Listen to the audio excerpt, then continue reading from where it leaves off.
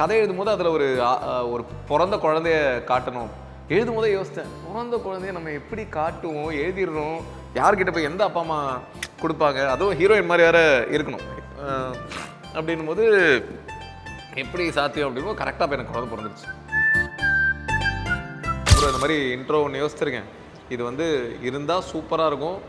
நிறைய உங்களை நெகட்டிவாக பேசுகிற விஷயங்கள் அதெல்லாம் இருக்குது. ஆனால் செல்ஃப் ட்ரால் எப்பவுமே நல்லா ஒர்க் ஆகும். அந்த வகையில் சொல்கிறேன், நீங்கள் ஓகேவான்னு பாருங்கள், உங்கள் கால் தான் அப்படின்னு சொல்லிட்டு சொன்னோன்னா அவர் கேட்டு உடனே ஓகேன்றார். லைட்டாக அதை எடுக்க முடியுமா? தெரியலையே, வருமானே தெரியல. லைட்டாக என் நெஞ்சில் குடியிருக்கும் எனது அன்பார்ந்த ரசிகர்களுக்கும் ஒரு வீட்லேயும் இருக்கிற என்னோட குட்டி குட்டி நண்பர்களுக்கும் வணக்கம். ஏன்னா ரொம்ப க்ளோஸாக என்னோட வாய்ஸும் விஜய் சார் வாய்ஸும் ரொம்ப க்ளோஸ்.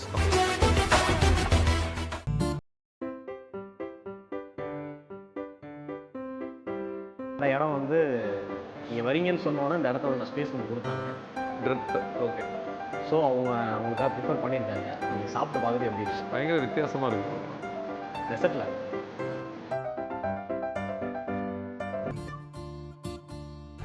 மேங்கோ ஃப்ளேவர் ரொம்ப பிடிக்கும். இந்த மேலே அந்த டாப்பிக்லாம் போட்டு சூப்பராக இருக்குது. Very nice.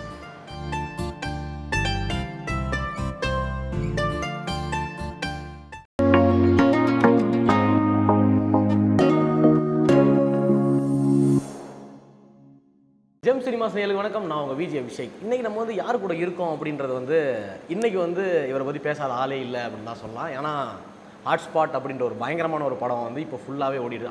அதாவது ஹாட்ஸ்பாட் டூ மச். ஹாட்ஸ்பாட் படம் வந்துச்சு, இப்போ டூ மச் வந்துட்டுருக்கு. ரொம்ப டூ மச்சாகவே ஒரு பெரிய ஹீரோ கூட கிளாஷ்னு சொல்ல முடியாது. ஒரு பெரிய ஹீரோ கூட வந்தாலும் இப்போ நிறைய பேர் பார்த்து ரசிச்சுட்டு இருக்கோம். அதான் 2010 ஒரு காமெடி ஷோக்கு கண்டஸ்டண்ட்டாக உள்ளே அப்புறம் ஆங்கர் ஆகி, அப்புறம் ஆக்டர் ஆகி, அப்புறம் டேரக்டர் ஆகி, இப்போ ஒன் ஆஃப் த பெஸ்ட் டேரக்டராக இருக்கக்கூடிய ஓகேவா இன்ட்ரோ கொஞ்சம் ஓவராக தான் இருக்குது. விக்னேஷ் கார்த்திக் என்ன கூட தான் இருக்கும். நான் எப்படி இருக்கீங்க? நல்லா இருக்கு. நீங்கள் எப்படி இருக்கீங்க? சூப்பராக இருக்குங்க. இல்லை பெஸ்ட் டேரக்டர் தானா, அக்செப்ட் பண்ணிக்க வேண்டிய விஷயம் தான் அதெல்லாம். நல்லா இருக்கீங்களா? நல்லா. ஓகே, அடுத்ததாக ஒரு கொஸ்டின் போனோம்னா, நதியாளன் இப்போ எப்படி இருக்காரு? சூப்பராக. நேற்று வரைக்கும் லைட்டாக ஃபீவர், இப்போ இன்னைக்கு படம் பார்த்தாரா நதியாளன்? இல்லையே, அவனுக்கு அதான் கரெக்டாக ரிலீஸ்க்கு முன்னாடி நான் ஃபீவரு. மேபி அதான் அவனுக்கு ரிலீஸ் டென்ஷன் நினைக்கிறேன். நடிச்சிருக்கானா சும்மா ஃப்ரேமில் வருவான். Okay okay. என்னன்னா கதை எழுதும்போது அதில் ஒரு பிறந்த குழந்தைய காட்டணும். எழுதும் போதே யோசித்தேன், பிறந்த குழந்தைய நம்ம எப்படி காட்டுவோம், எழுதிடுறோம், யார்கிட்ட போய் எந்த அப்பா அம்மா கொடுப்பாங்க, அதுவும் ஹீரோயின் மாதிரி வேறு இருக்கணும் அப்படின்னும் போது எப்படி சாத்தியம் அப்படின்னும் கரெக்டாக போய் எனக்கு குழந்தை பிறந்துருச்சு. ஸோ அதனால் அவனே யூஸ் பண்ணி அதே மாதிரினா அந்த ஆக்சுவலாக அடியே மூவியுமே ஒரு சூப்பரான ஒரு ஹிட். அந்த படமே எல்லாராலையும் பேசப்பட்டுச்சு அடியே மூவி. அதுக்கப்புறம் நீங்கள் பெரிய ஹீரோஸ் யாருமே பிச் பண்ணல. அதுக்கு ஏன்னா அடியே ரிலீஸ்க்கு முன்னாடியே ஹாட்ஸ்பாட் பண்ணிட்டோம். அது முன்னாடியே பண்ணியாச்சு. ஸோ ஹாட்ஸ்பாட் ரிலீஸோட வேலைகள் போயிட்டு இருந்தது. ஹாட்ஸ்பாட் ரிலீஸ் ஆன உடனே வேறு ஒன்று தான் பண்ணுறதா இருந்தது. பட் உடனே அதோட இதில் ஹாட்ஸ்பாட் 2 பண்ணலாம் அப்படின்னு ஆக்சஸில் நான் பண்ணுறதா இருந்தது, ரியோ வச்சு பண்ணுறதா இருந்தது. அப்புறம் சார் டெலிபாபு சார் பாஸ்ட்டு. ஸோ அதனால் அது பண்ண முடியல. ஸோ அதுக்கப்புறம் ஹாட்ஸ்பாட் 2 உடனே பண்ணலாம் அப்படின்ற ஒரு, ஏன்னா 1 ரெஸ்பான்ஸ் தேட்டர்லேயும் நல்ல ரெஸ்பான்ஸ், ஓடிடியில் இன்னொன்று ரெஸ்பான்ஸ் பண்ணும்போது ஸோ உடனே 2 பண்ணலாம் அப்படின்ற ஒரு எக்ஸைட்மெண்ட்டில் 2 பண்ண ஆரம்பிச்சிட்டோம். ஸோ அதான் அப்போது அடிய மூவிக்கு உங்களுக்கு ஒரு ஹிஸ்ட்ரி ரிப்பீட்ஸ்ன்ற மாதிரி உங்களுக்கு ஒரு மெமரிஸ் இருக்கும் அப்படின்னு நினைக்கிறேன். ஏன் அப்படின்னா நீங்கள் முன்னாடி ஆல்ரெடி ஜிவி அண்ணாவோட நீங்கள் ஒரு ஃபோட்டோ ஒன்று எடுத்திருப்பீங்க. அவர் ரொம்ப சின்ன வயசாக இருக்கிற மாதிரி. அதே மாதிரி அவரோட சேர்ந்து நீங்கள் ஒர்க் பண்ணி நீங்கள் அப்போ ஆங்கராக இருந்தீங்க அப்படின்னு நினைக்கிறேன். அப்போ அவரோட ஒரு ஃபோட்டோ ஒன்று எடுத்துருந்தீங்க. நெக்ஸ்ட் அதுக்கப்புறம் பார்த்தீங்க அப்படின்னா ஜிவி அண்ணாவோட நீங்கள் அவர் ஃப்ரேம் நிற்க வச்சு நீங்கள் இங்கே ஆக்ஷன் கட்டு சொல்கிறப்போ உங்களுக்கு எப்படி இருந்துச்சு? அப்போவே அதை பேசியிருக்கோம். அதை விடுங்க, அந்த படம் டிசாஸ்டர் ஜிவி அம்மா தான் ப்ரொடியூசரு. ஓகே. ஸோ அங்கேருந்து இப்போ ஜிவி வச்சு பண்ணுறோம் அப்படின்றதே ஒரு நல்ல ஃபீல் தானே. ஸோ அதை நான் அடிக்கடி அப்போ டீம் கிட்ட சொல்லிட்டுருப்பேன், ஒரு மாதிரி இதுவாக இருக்குது, அன்பிலீவபிளாக இருக்குது. ஃபோட்டோ எடுத்தவர் கூட பண்ணுறது அது இல்லை. ஒரு படம் ஒரு டிசாஸ்டர் படம் பண்ணிட்டு அதுக்கப்புறம் இப்போ ஜிவி வச்சு நம்ம படம் பண்ணி அது ஒரு மாதிரி நல்லாயிருக்கு. ஏன்னா அந்த டைமில் ஜிவி அண்ணா ஒரு மாதிரி மசாலா மூவிஸ் எல்லாமே நடிச்சிருக்கு. திருசாலானா நயன்தாரா அந்த மாதிரி ஒரு மாதிரி அண்ணனோட படம் எல்லாமே ஒரு மாதிரி அது ஒரு தனி ட்ராக்கில் போயிட்டுருக்கும். இப்போது ஜிவி அண்ணாவை நீங்கள் மூவிக்கு போடுறப்போ நடித்தாலும் இந்த மாதிரி தானே இருக்கும்னு சொல்லி எல்லாருக்குமே ஒரு மென்டாலிட்டி ஒன்று இருக்குது. பேச்சுலராக இருக்கட்டும் எல்லாமே இப்படி டக்குன்னு இந்த மாதிரி நம்ம மூவி வச்சோம் அப்படின்னா இந்த மாதிரி இருக்குமோ அப்படின்னு சொல்லி அவங்களுக்கு ஒரு தாட் வந்துருமோ அப்படின்னு சொல்லி எதுவும் ஃபீல் பண்ணிருக்கு? அப்படிலாம் இல்லை பிரதர். விஜய் சாருக்கு போய் உனக்காக வரதுக்கு முன்னாடி விஜய் சாருக்கு டோட்டலாக வேறு ஒரு இமேஜ் தானே இருந்தது. அப்போ விக்ரமன் சார் வந்து அப்படி யோசிச்சிருந்தாருன்னா போய் உனக்காக பண்ணியிருக்கவே முடியாதுல்ல. ஸோ அது அந்த படம் என்னவோ அதுதான். அதுக்கு முன்னாடி இருக்கிற இமேஜ் வந்து அந்த படம் ரிலீஸ்க்கு முன்னாடி இருக்குமே தவிர இந்த ஃபஸ்ட்டு ஷோ இந்த ஃபஸ்ட்டு டேக்கு அப்புறம் ஆடியன்ஸ் என்ன பேசுகிறாங்களோ அதுதான் அதோட கோயிங் ஃபார்வர்ட். நெக்ஸ்ட் வந்து ஹாட்ஸ்பாட் மூவி பற்றி கேட்கணும். அதாவது 1 or 2 1 ஃபஸ்ட்டு 1க்கு வரும், படிப்படியாக அப்படியே வந்துடும். அதாவது ஹாட்ஸ்பாட் 1ல் வந்து பொண்ணுக்கும் தாலி கட்டுற அந்த பையனுக்கு தாலி கட்டுற மாதிரி ஒரு சீன் ஒன்று வச்சுருந்தீங்க. அது எப்படி யோசிச்சிங்க? அது டக்குன்னு எப்படி அதை யோசிங்க ஒரு பையனுக்கு தாலி கட்டுற மாதிரி பண்ணலாம் அப்படின்னு? எனக்கு கல்யாணம் ஆகிற அந்த அந்த அதை பற்றி யோசிக்கும் போது இப்போ நாம் வந்து கல்யாணம் பண்ணிட்டு ஒரு பொண்ணு நம்ம வீட்டுக்கு வரா. ஆனால் நாம் இன்கேஸ் கல்யாணம் பண்ணிட்டு ஒரு பொண்ணு வீட்டுக்கு போனால் இப்போது வேற ஒருத்தவங்க வீட்டுக்கு போகிறோம் அப்படின்னா நமக்கு இங்கே இருக்கிற ஃப்ரீடமோ இங்கே இருக்கிற கம்ஃபர்ட்டோ அங்கே இருக்கவே இருக்காதுல்ல. ஆனால் பெண்களுக்கு இப்படி தான் நடந்துட்டு இருக்குல்ல. அதை பற்றி யாருமே பேசலை. ஃபெமினிசமே பேசுகிற பெண்கள் கூட அதை பற்றி இன்னும் பெருசாக பேசினாங்களா டிஸ்கஸ் பண்ணாங்களான்னு தெரியல. பயங்கரமாக ஃபெமினிசம் பேசுகிற பொண்ணுங்களே கல்யாணம் பண்ணிட்டு புருஷ வீட்டுக்கு போயிருக்காங்க. ஸோ அதை யோசிக்கும் போது சரி ஓகே அதை பேஸ் பண்ணி ஒன்று பண்ணலாம் அப்படின்னு தோணி அப்படி உருவானது. அதே மாதிரினா அது கலையரசன் சாரோட அந்த ஸ்டோரி ஒன்று, அதாவது அதை மிச்ச 3 ஸ்டோரியுமே ஒரு மாதிரி ஜாலியாக போகும். அதுக்கு முன்னாடி இருக்கிற அந்த கால்பாயாக போகிற கேரக்டராக இருக்கும். அதுக்கு அந்த அந்த சீன்லாம் பார்த்துட்டு இந்த வேலை எங்கே கிடைக்கும் அப்படின்னு சொல்லி 4 பேர் தேடிக்கிட்டு கால்பாய் நல்லா இன்ட்ரெஸ்ட் இருக்கா? நம்பர்லாம் இருக்குது வேணா தரவா? இன்ட்ரி முடிச்சுட்டு ஆஃப் கேமரா பேசிக்கலாம் அவ்வளோ தனியாக இன்ட்ரெஸ்ட் இருக்கு போலே. இல்லை வேணாம், யாராவது இருந்தீங்கன்னா கேட்டுக்கோங்க, அப்பா அம்மா கூட கேட்டுக்கோங்க. வேணான்றதை வந்து ஆஃப் கேமராவில் பெரிய மனுஷனா வருவாப்பா அப்படின்ற மாதிரி சொல்லுங்கள்.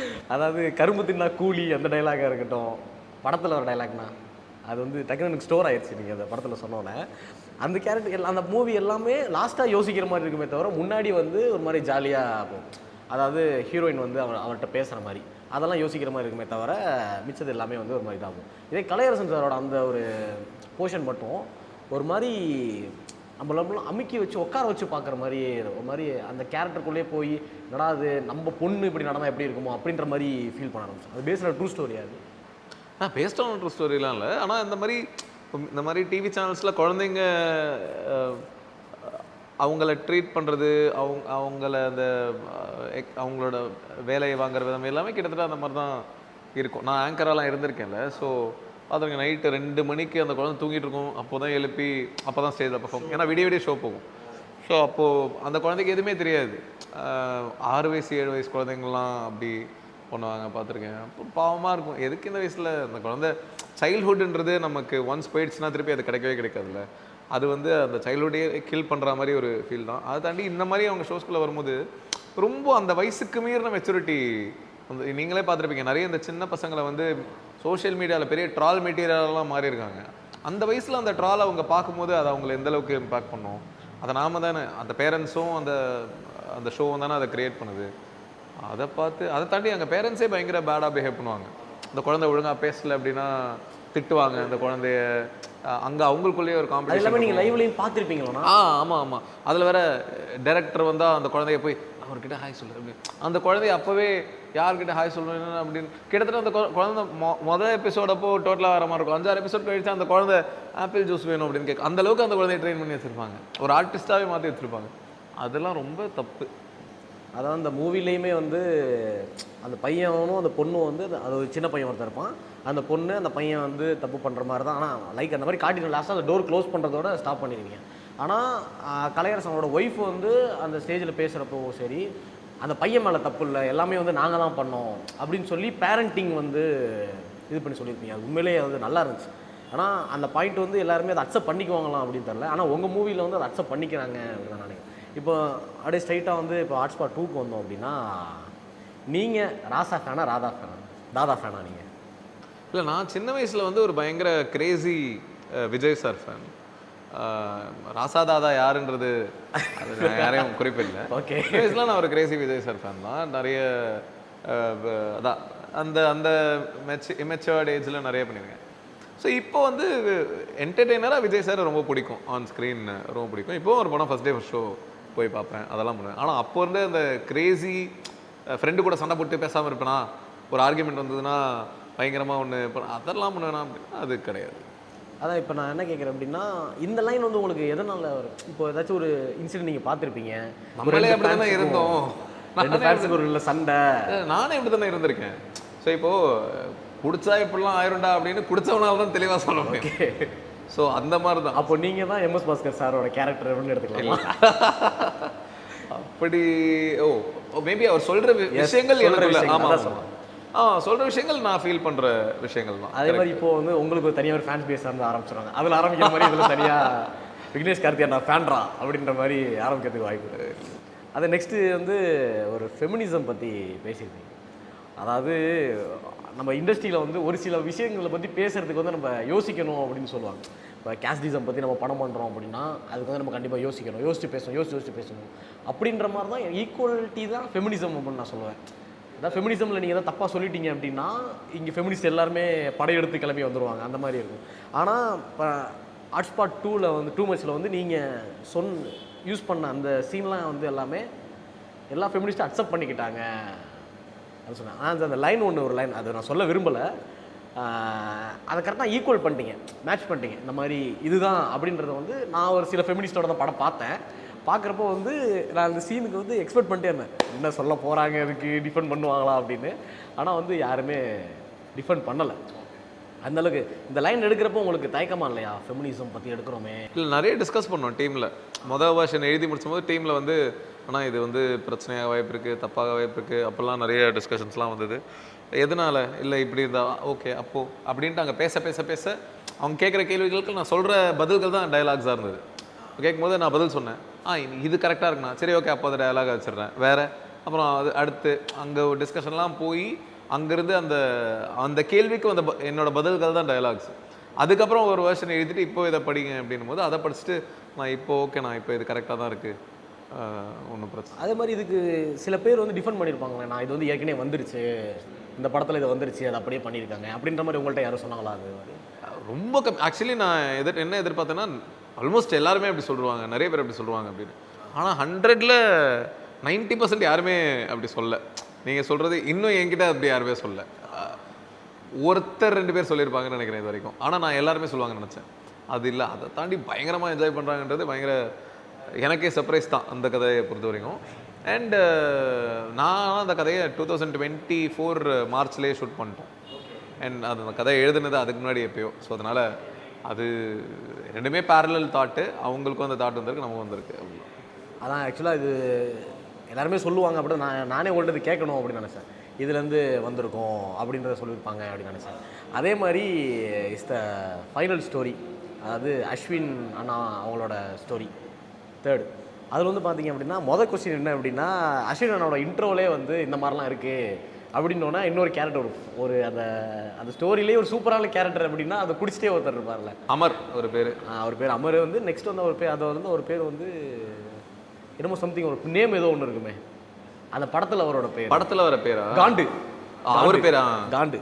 அந்த காண்டு கேரக்டர் வந்து உண்மையிலேயே தேட்டரே வந்து கொண்டாடினாங்க. அவர்கிட்ட சொல்லியிருக்கேன், தேட்டரே வந்து கொண்டாடினாங்க. பார்த்துக்க, தேட்டரை வந்து பிளாஸ்ட் பண்ணாங்க அவரோட கேரக்டர். எல்லாமே டக்கு டக்குன்னு வந்து கவுண்டர் போட்டே இருந்தாரா. அது வந்து ஸ்டோரி மூவ் பண்ணுறப்போ உண்மையிலேயே சூப்பராக இருந்துச்சு. உங்களுக்கும் சொல்லணும், அந்த டைலாக் ரைட்டிங் உங்களுக்கும் சொல்லி ஆகும். இல்லை, அதில் நிறைய அவரோட இன்புட்ஸ் இருந்திருக்கு.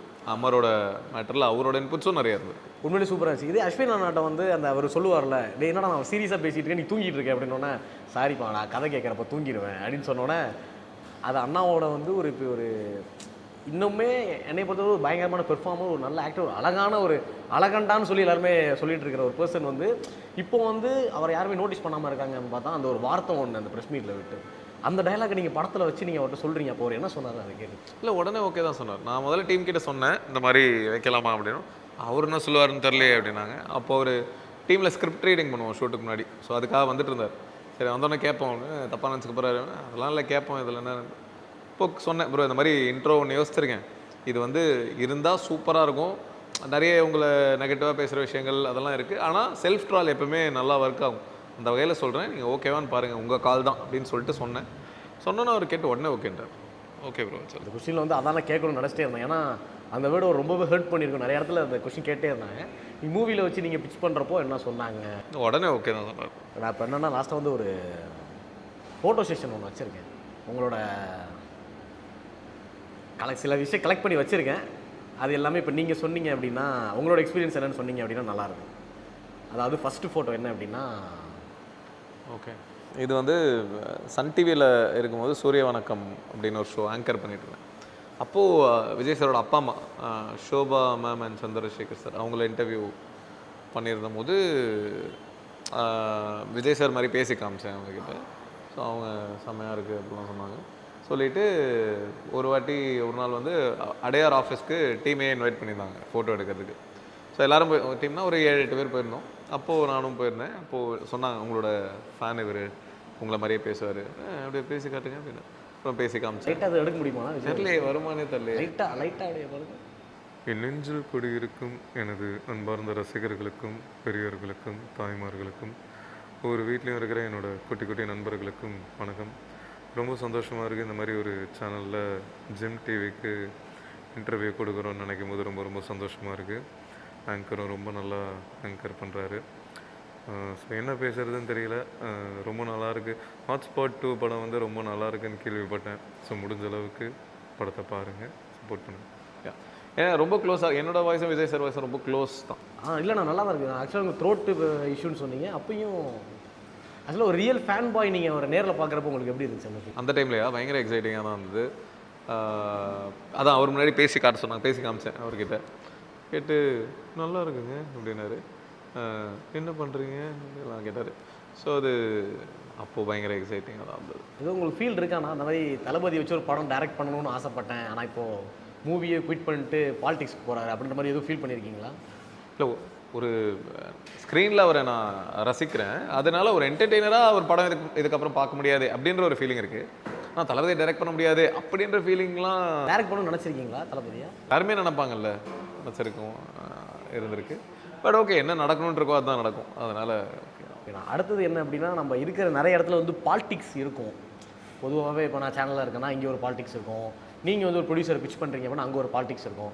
அந்த மாதிரி பாலிடிக்ஸ் இருக்கிற மாதிரி நீங்கள் ஒரு போஸ்ட் ஒன்று போட்டிருக்கீங்க. எந்த இயர் இது நீங்கள் போட்டதை விட நடிப்பவன் வாழ்கிறான் இது அதான் எந்த இயர்னு சொன்னீங்கன்னா அந்த கான்டெக்ட் 18 அப்போ அந்த டைமில் அந்த மாதிரி ஒரு விஷயம் நடந்ததுன்னு நினைக்கிறேன். சீரியல் ரிலேட்டடாக தான் அது போட்டோன்னே அப்போனா பயங்கரமாக இங்கே அடி வாங்கியிருக்காரு போல் அப்படின்ற மாதிரி தான் நான் யோசித்தேன். அடின்னு இல்லை, அப்போது சுற்றி நடந்த விஷயங்கள் அதை பார்க்கும்போது நான் யாருக்கும் சொம்ப அடிக்க மாட்டேன், போய் ஃபேக்காக நமக்கு ஆக்ட் பண்ண வராது. ஸோ ஆனால் அப்படி இருக்கிறவங்களுக்கு அது இன்னும் வேறு விஷயங்கள் இருக்கும்போது அந்த இதில் போட்டதாக வரும். அதே மாதிரி லைஃப்பில் வந்து நம்ம என்றைக்குமே வந்து ஃபஸ்ட்டு ஃபோட்டோ வந்து மறக்கவே மாட்டோம். அதே மாதிரி இப்போ ஏதாவது ஒரு இடத்துக்கு போய் நீங்கள் டைரக்ஷன் பண்ணுறீங்க அப்படின்னா இப்போ வந்து மைக் வச்சுட்டு எடுக்கிற ஃபஸ்ட்டு ஃபோட்டோ வந்து மறக்கவே மாட்டோம். அந்த மாதிரி நீங்கள் காலேஜுக்கு போயிட்டு ஃபஸ்ட்டு ஃபோட்டோலாம் காலேஜ் அன்றைக்கி வந்து செம்ம மழை. ஸோ சாட்டர்டேன்னு நினைக்கிறேன், யாருமே வரல காலேஜுக்கு. மொத்தமே நாங்கள் கிளாஸில் ஒரு 4-5 பேர் தான் இருந்தோம். இப்போ என் ஃப்ரெண்ட் நான் பாலாஜின்னு சொன்னேன்ல ஒருத்தன், இந்த கலாய்ச்சதுக்கு அந்த குவார்டர்ஸில் இருக்கிறவங்க, அவன் தான் அந்த ஃபோட்டோ எடுத்தது. ஸோ அப்போது காலைல கீழே வந்து மென்ஷன் பண்ணி first photo first day college photo அப்படின்னு. ஃபஸ்ட் டே காலேஜா அப்படி தான் போட்டிருந்தீங்க கீழே கேப்ஷன். ஃபஸ்ட் டே காலேஜ் கிடையாது. ஓகே, அதை நெக்ஸ்ட்டு அப்படி தான் போட்டிருந்தீங்க. அதனால தான் நெக்ஸ்ட்டு வந்து உங்களோட ஷேம்ஃபுல் மூவிக்கு வந்து விக்னேஷ் சிவன் அண்ணா வந்து செம்ம ஹாப்பியாக ட்வீட் போட்டிருந்தது. ஏன்னா அது வந்து பயங்கரமான ஒரு ரீச் இருக்குது. இந்த மாதிரி வேறு யாராவது உங்களுக்கு ரிப்ளை பண்ணியிருக்காங்களா செலிபிரிட்டிஸ்? யோசிச்சேன் 2 டைம்லையா நிறைய பேர் ப்ரோ, நிறைய எக்கச்சக்கமான பேர். இன்ஃபேக்ட் ஃபஸ்ட்டு காலே வந்து எனக்கு 1000ல் ஒருவன் கேமராமேன் ராம்ஜி சார் ஃபஸ்ட்டு காலே வந்து, அதாவது யோசிச்சேன் 2 அப்போ தான் ரிலீஸ் ஆகுது, 4 மணிக்கு ரிலீஸு. 4 மணிக்கு ரிலீஸ் ஆன உடனே பிச்சுக்குச்சு. அது எவ்ரி ரெஃப்ரெஷில் வந்து 10,000 வியூ அதிகமாச்சு. ஃபஸ்ட்டு டேவே 1.5 மில்லியன் வியூஸ் தாண்டி அது மாதிரி க்ரேஸியாக போயிட்டு இருந்தது. கரெக்டாக அந்த ஷார்ட் ஃபிலிம் நாங்கள் ஆஃபீஸில் தான் இருந்தோம். அப்போது ஆஃபீஸில் ரிலீஸ் ஆனோன்னு நாங்களும் ஸ்க்ரீன் பண்ணிட்டோம். கரெக்டாக ஆரம்பித்து எங்களுக்கு 32 மினிட்ஸ்ன்னு நினைக்கிறேன் ஷார்ட் ஃபிலிம் முடிஞ்சிருக்கோம். 32 மினிட்ஸ் முடிஞ்சு அடுத்த 2 மினிட்ஸில் எனக்கு கால் வருது. அடுத்து ஹலோ நான் கேமராமேன் ராம்ஜி பேசுகிறேன் அப்படின்றாரு. அப்போ எனக்கு அவர் யாருன்னு தெரில. சொல்லுங்கள் அப்படின்ற 1000ல் ஒருவன் அந்த படத்தோட சார் சொல்லுங்கள் சார் அப்படின்றேன். நான் உங்கள் நம்பரை உடனே இப்போ தான் ஷார்ட் ஃபிலிம் பார்த்து முடிச்சுட்டு உடனே நம்பர் வாங்கி கால் பண்ணுறேன். மன்னிப்பு கேட்குறது தான் கால் பண்ணேன், வெரி சாரி. ஏன்னா 3 நாள் முன்னாடி ட்ரெய்லர் பார்த்துட்டு ஒன்று அசிங்கமாக திட்டினேன். யார் இவன் என்ன பண்ணிக்கிட்டு இருக்கான் என்ன அப்படின்னு பயங்கர அசிங்கமாக திட்டினேன். இப்போ படம் ரிலீஸ் ஆன உடனே பார்த்தே ஆகணுன்ட்டு பார்த்தேன். பயங்கரமாக இருந்தது வேற லெவல். அதுதான் ஃபஸ்ட்டு அப்ரிசியேஷன் தான். அதுக்கப்புறம் அந்த ஒரு வாரம் இண்டஸ்ட்ரியில் நிறைய பேர் பேசினாங்க, நிறைய ட்வீட்ஸு நிறைய பேர் பேசினாங்க. அதாவது படத்தோட டைட்டில் வந்து நீங்கள் விவகாரமாக தான் வச்சுருந்தீங்க. இது அந்த படத்தோட அதில் அந்த ட்ரெய்லரில் வர படத்தோட தேவ் தியா அந்த மாதிரி வச்சுருந்தீங்க. ஆனால் இப்போ நிறைய ரெஸ்ட்ரிக்ஷன்ஸ் இருக்கலாம், அதனால தேவ் தியா தானே. ஓகே ஓகே, அதை நீங்கள் வேற மாதிரி கூட படிக்கலாம். ஓகே, ஆனால் தேவ் தியா அது சொன்னோட அப்போலாம் ரெஸ்ட்ரிக்ஷன்ஸ் வந்து ரொம்பவே கம்மியாக இருந்துச்சு யூடியூப்க்கு எல்லாமே. அப்படியா? இப்போ ரெஸ்ட்ரிக்ஷன் இப்போ வந்து SEXன்னு இருக்கு அப்படின்னா அதையே போடக்கூடாது. ஈயை வந்து நாங்கள் ஸ்லாஷ் பண்ணிடுவோம். ஓ, சென்சார்லாம் இருக்கா இப்போ? ரொம்ப இதாக இருக்குது. ஆனால் அப்போது நீங்கள் ரிலீஸ் பண்ணுறப்போ உங்களுக்கு ரொம்ப கம்மியாக. Okay okay okay. இப்போ வந்து இட்ஸ் ஃபைனல் ஃபோட்டோ, உங்களோட ட்ரீம்ஸ் கம்ஸ் ட்ரூ அப்படின்னு சொல்லி. அப்போ அந்த டைம் ஓகே மீடியாவுக்கு வரும்போது வந்த புதுசில் மிமிக்ரி ஆர்டிஸ்ட்டாக வந்த புதுசில் சிவகார்த்திகேயன் ஒரு பெரிய இன்ஸ்பிரேஷன். ஸோ மிமிக்ரி ஆர்டிஸ்ட்டாக வந்திருக்கவனே மிமிக்ரி பண்ணி அதுக்கப்புறம் ஆங்கராக சிவகார்த்திகேயன் மாதிரி ஒரு ஆங்கராக ஆகணும் அப்படின்ற ஒரு ஆசை இருந்தது. ஏன்னா எனக்கு தெரிஞ்சு தமிழில் one of the best ever anchors வந்து சிவகார்த்திகேயன் தான். அந்த ஆங்கரிங்கே அந்த ஸ்டைலே, அதுக்கு முன்னாடி ஆங்கர்னால் எப்படி பண்ணுவாங்கன்னா வாங்க எல்லோரும் வணக்கம் அப்படியே ஒரு மாதிரி கத்துவாங்க பேசுவாங்க. ஆங்கரிங்காக ஒரு மாதிரி சட்டிலாக பேசி ஹியூமர் பண்ணி சிரிக்க வச்சு, அதாவது அவர் என்ன கலாய்க்கிறாருன்னா நானும் அவர் கூட சேர்ந்து என்ஜாய் பண்ணுற மாதிரி இருக்கும் அவரோட ஹியூமர். மற்ற ஆங்கர்ஸோட ஹியூமர் வந்து எப்படி இருக்குன்னா, அவர் கலாய்ச்சா நம்ம ஹர்ட் ஆகும், மற்றவங்க சிரிப்பாங்க, ஆனால் அந்த கலாய்க்கப்படுற ஆள் வந்து ஹர்ட் ஆவாங்க. சிவகார்த்திகேயன் மட்டும்தான் அவர் கலாய்ச்சார்னா அவங்களும் சேர்ந்து அதை என்ஜாய் பண்ணி சிரிக்கிற மாதிரி ரொம்ப அழகாக இருக்கும் அவரோட அந்த ஸ்டைலு. ஸோ அந்த ஆசைலாம் இருந்தது அப்போது அது JFW அவார்ட்ஸ் அது ஒரு பெரிய ஷோ தானே. ஸோ அதில் ஆங்கர் பண்ணும்போது ஹாப்பியாக இருந்தது. அதோட த்ரிஷா மேம் வரப்போ போட்டிருந்தீங்க கரெக்டாக, ட்ரீம்ஸ் கம்ஸ் ட்ரூன்னு த்ரிஷா மேம் கிளாஸ் ஆனாங்க. ஏதோ இருக்கு நம்ம ஒரு ஷோ ஆங்கர் பண்ணியிருக்கோம், இப்படி ஒரு ஷோ ஆங்கர் பண்ணணும்னு நினச்சிருக்கோம், அப்படி ஒரு ட்ரீம் கம் ட்ரூ ஆயிருக்கு அப்படின்னு. அதான் த்ரிஷா மேம் கிளாஸ் ஆனால் நான் வேறு எதுவும் நினச்சிட்டேன். த்ரிஷா மேம் கிளாஸ் ஆகிறப்போ போடுறாரு, த்ரிஷா மேம் பார்க்கறதுனால போட்டாங்களோ ட்ரீம்ஸ் கம்ஸ் ட்ரூ அப்படின்ற மாதிரி. உங்களுக்கு தான் தப்பான எண்ணங்கள். நீங்கள் இப்போலேருந்து அந்த கால்பாய் இதுலேயே இருக்கீங்கன்னு நினைக்கிறேன். ஐயோ, நீங்கள் என்னை கோத்துட்றாதீங்க, சேனலில் பார்ப்பாங்க வேறு. ஓகே, நான் இப்போ வந்து ஃபைனல் கொஸ்டின் என்ன பண்ணோம் அப்படின்னா, இப்போ வந்து ஆங்கரிங்கில் வந்து SK அண்ணா வந்து உங்களுக்கு பெரிய இன்ஸ்பிரேஷன். ஆக்சுவலாக நீங்கள் உள்ளே வந்ததே டேரக்ஷன். அப்போது டேரக்டரில் வந்து உங்களுக்கு யாருன்னு பெரிய இன்ஸ்பிரேஷன்? நிறைய பேர் பிடிக்கும். KB சார் பிடிக்கும், மணி சார் பிடிக்கும், செல்வராகவன் சார் பிடிக்கும், கௌதமேனன் சார் பிடிக்கும், பார்த்திபன் சார் பிடிக்கும். ஸோ இந்த மாதிரி, அதாவது நீங்கள் இன்ஸ்பிரேஷன் நினச்ச டேரக்டர்ஸ் வந்து உங்களோட படம் பார்த்துட்டு யாராவது உங்களுக்கு கால் பண்ணி இந்த மாதிரி நல்லா இருந்தது? நான் இன்ஸ்பிரேஷன் நினச்ச டேரக்டர்ஸ் என்கிட்ட பேசின மாதிரி எனக்கு ஞாபகம் இல்லை. ஆனால் ப்ரெஸ்ஸிலலாம் நிறைய பேர் பார்த்து ஹாட்ஸ்பாட் 1 பார்த்துட்டு எனக்கு இப்போவும் மறக்க முடியாது ப்ரெஸ் ஷோ. ஏன்னா ப்ரெஸ் ஷோவே அன்றைக்கி ஒரு பெரிய ஏன்னா ட்ரெய்லர் ப்ரெஸ்ஸுக்கு தான் ட்ரெய்லர் ஸ்க்ரீன் பண்ணோம். அப்போ ப்ரெஸ்ஸில் பெரிய பஞ்சாயத்து ட்ரெய்லர் ஸ்க்ரீனிங் அன்றைக்கி. நீங்கள் அதை ஞாபகம் இருக்குமான்னு தெரில. ப்ரெஸ் மீட்டில் பெரிய கலவரமே நடந்து என்னை திட்டி, நான் சொன்னேன் படம் பாருங்கள், படம் பார்த்துட்டு என்ன படம் இப்படி ட்ரெய்லர் இருக்குன்னா படம் எப்படி இருக்கும் அப்படிலாம். ஸோ ப்ரெஸ் ஷோ வந்து பயங்கர ஒரு பயத்தில். ஸோ ப்ரெஸ் ஷோவில் உச்சகட்டமாக என்ஜாய் பண்ணிட்டாங்க படத்தை. உச்சகட்டமாக என்ஜாய் பண்ணி கடைசியில் ஃபிலிம் பைன் வரும்போது ஹோல் ப்ரெஸ்ஸே கிளாப்ஸ்லேருந்து வெளில வந்து எல்லாம் இந்த மாதிரி படத்துக்கு எப்படி ட்ரெய்லர் விட்டீங்க அப்படின்னு சொல்லிட்டு எல்லாம் டோட்டலாக மாறி பேசினாங்க. அதுக்கு ஒரு சூப்பரான ஒரு விஷயம். ஏன்னா அவங்க நினச்சிருந்தா கோவத்தில் வேறு மாதிரி கூட படம் பிடிச்சாலும் பிடிக்காத மாதிரி கூட இருந்துக்கலாம். அப்படி இல்லை, பயங்கரமாக எல்லாருமே ஆக்கலாம். அப்போ ஒருத்தர் நான் நின்றுருந்தேன், கையை பிடிச்சி இழுத்து, அவர் கொஞ்சம் ஏஜ்டாக இருப்பார்னு நினைக்கிறேன், கையை பிடிச்சி எடுத்து KB சார் உயிரோடு இல்லை, இருந்திருந்தான்னா இந்த படத்தை பார்த்துருந்தா உங்களை கூப்பிட்டு பாராட்டியிருப்பார் அப்படின்னு சொல்லிட்டு போனார். ஸோ நிறைய பேர் வந்து KB சாரோட டச் அந்த படத்தில் இருந்தது அப்போல்லாம் நிறைய பேர் சொன்னாங்க. ஏன்னா இந்த மாதிரி விஷயத்த, அதுவும் அந்த 3வது கதையில் அந்த அம்மா பையன் உள்ளே போய் பார்த்தா அம்மா அது ரொம்ப ஒரு கம்பி மேலே நடக்கிற மாதிரி, கொஞ்சம் இதுவானாலும் தப்பாக இருக்கும். அகைன் அதெல்லாம் KB சாரோட ஸ்டைல் தான், ரொம்ப நாளாக ஹேண்டில் பண்ணியிருக்கேன். அந்த மாதிரி காம்ப்ளிமெண்ட்ஸ் நிறைய ரொம்ப சந்தோஷமாக. ஓகேண்ணா, சூப்பர்ண்ணா. அதே நம்ம கேமராவை பார்த்து ஹாட்ஸ்பாட் 2 எப்படி இருக்குது, எப்படி வந்திருக்கு அப்படின்றத ஆடியன்ஸ்கிட்ட சொல்லுங்கள். ஹாட்ஸ்பாட் டூ மச் வந்து தேட்டரில் ஆடியன்ஸ் பயங்கரமாக என்ஜாய் பண்ணணும், பயங்கர காமெடி இருக்கணும் அப்படின்னு நினச்சி எடுத்த படம் தான். அதெல்லாம் கருத்துக்களை சொல்லணும், கருத்து சொல்லணும், ஆனால் ஹியூமராக ஜாலியாக சொல்லணும். அது ஒர்க் ஆகிருக்குன்னு நினைக்கும் போது ரொம்ப சந்தோஷமாக இருக்குது. தேட்டரில் எல்லோரும் அப்படியே ஜாலியாக கூட்டமாக போய் ஃப்ரெண்ட்ஸோடு போய் ஒரு வைபாக என்ஜாய் பண்ணி பார்க்குறாங்க அப்படின்றத பார்க்குறேன். நிறைய பேர் சொல்கிறாங்க, அது ரொம்ப ஹாப்பியாக இருக்குது. ஸோ முடிஞ்ச அளவுக்கு உங்களுக்கு படம் பிடிச்சதுன்னா உங்கள் ஃப்ரெண்ட்ஸ் கிட்ட சொல்லுங்கள், தெரிஞ்சவங்க கிட்ட சொல்லுங்கள். ஜாலியாக போய் படம் பாருங்கள், என்ஜாய் பண்ணுங்கள். ஓகே, இன்றைக்கி இந்த இன்டர்வியூ எல்லாமே ரசிச்சிருப்பீங்க அப்படின்னு நினைக்கிறேன். இன்னொரு நாள் நான் வந்து இன்னொரு கெஸ்ட்டோட நான் வந்து பார்க்குறேன். Signing off Vijay Abhishek.